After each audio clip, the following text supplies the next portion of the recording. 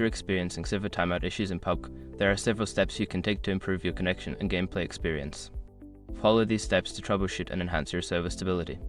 Step 1. Check your internet connection. Ensure that your internet connection is stable and fast. You can do this by running a speed test and checking for any interruptions. If your connection is weak, consider switching to a wired connection or moving closer to your Wi-Fi router. Step 2. Restart your router. Sometimes, simply restarting your router can resolve connectivity issues. Unplug your router, wait for about 30 seconds, and then plug it back in. This can help refresh your connection and improve server stability. Step 3. Change server region. In PUBG, you can change your server region in the settings menu. Select a region that is closer to your location to reduce latency and improve connection quality. This can help minimize timeout issues during gameplay. Step 4. Update game and drivers. Make sure that your game and graphics drivers are up to date.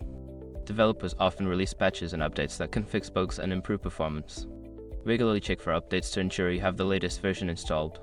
Step 5. Disable background applications.